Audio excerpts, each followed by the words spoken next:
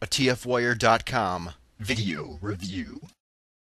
Hey, this is Matrix Prime at TFWire.com with my video review of Classics Rodimus. Yes, the figure is named Rodimus. Hasbro no longer owns the rights to the name Hot Rod, so we're left with the name Rodimus.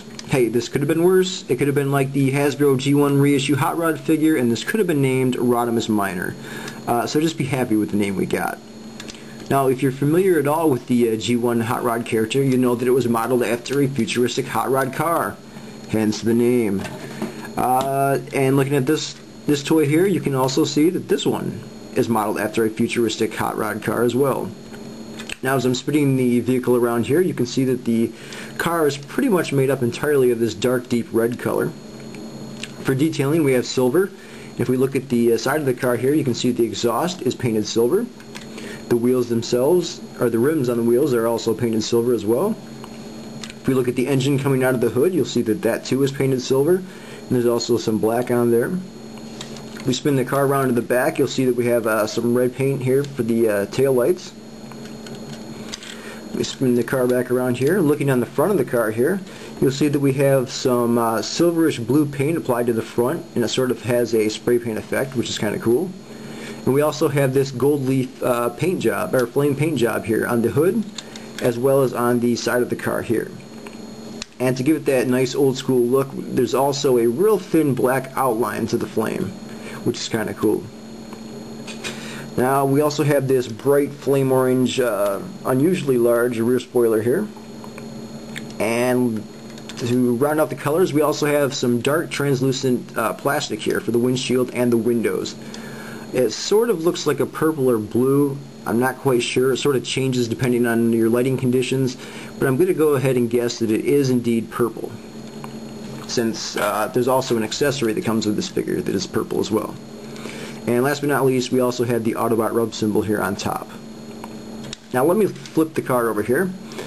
If we look at the front here, you'll see that that is pretty full. However, if we look at the rear here, you'll see that it is in fact quite hollow, and I can get my finger in there. Now, that's hollow for a reason. The figure also includes this piece here, which is a jet engine, and we can insert that into this empty space here. And as you can now see, the car has a jet engine.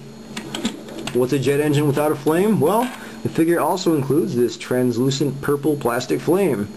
Why is it purple?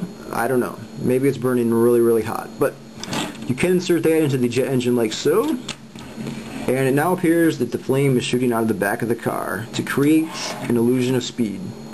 At least I think that's what the purpose of this is.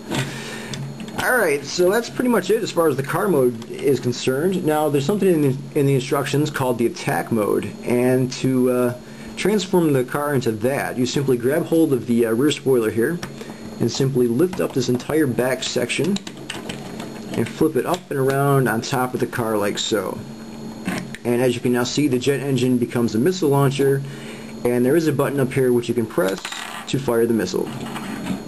But I'm not a big fan of those throw them in the instructions at the last minute sort of modes, so we're going to continue on to the robot mode here. And starting off, we'll keep the spoiler where it's at, and we'll flip the figure around here. If we look at the rear wheels here, you'll see that there's little sliders, and we simply slide those out like so. Next, we're going to go ahead and fold these leg panels down here like so. And we're going to go ahead and grab the front portion of the car here and simply separate those pieces from the main portion of the car.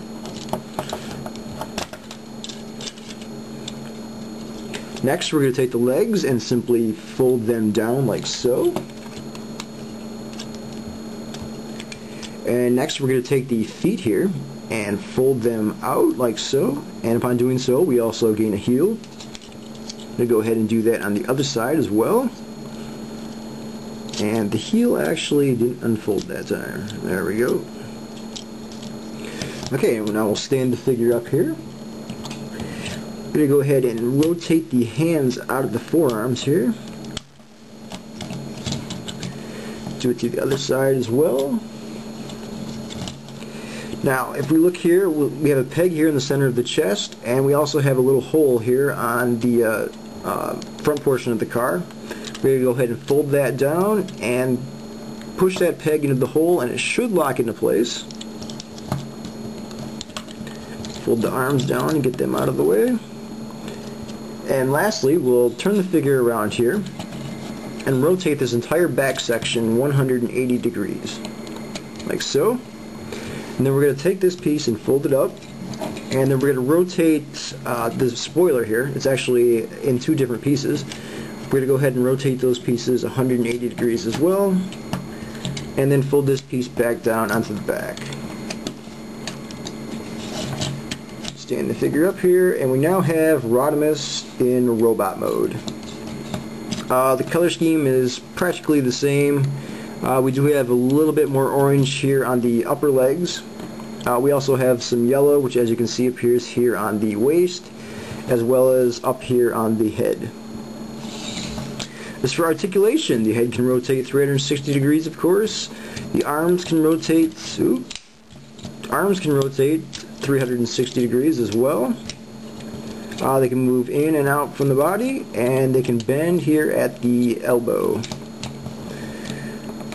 The legs can also move forward. However, their backward movement is limited due to the fact that the toy has this back piece here, and as you can see, it's sort of hitting it, and that's practically as far back as the leg can go.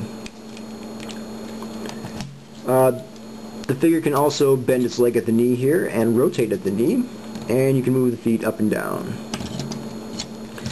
That's pretty much it as far as articulation goes. Now the figure does include the jet engine here from the car mode, and that can act as a gun in robot mode here, and you can place that in either hand, of course. As far as problems with the figure, the one main problem that people seem to have with this figure are the elbows. And let me turn the figure here to the side so you can see. There's this big empty space here. The forearm is actually attached to the upper arm here in the front. So in doing that, we have this big empty space here, which looks kind of odd. It doesn't really bother me all that much, but some people do have a problem with it. And this does create another problem, because let me attach the gun here to the hand. And if you want to raise the weapon, oh, you'll see there's a problem. That's practically as far up as the weapon can be raised in the hand, because the gun is now hitting the upper arm. So if you want the figure to raise the gun any higher, you'll have to actually rotate the entire arm so that the gun can now point forward.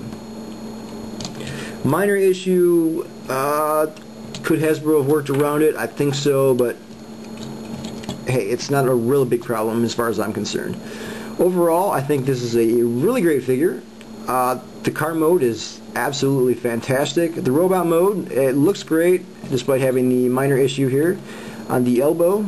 Overall, I'm going to give the figure probably an 8.5 out of 10. Definitely worth picking up in my opinion.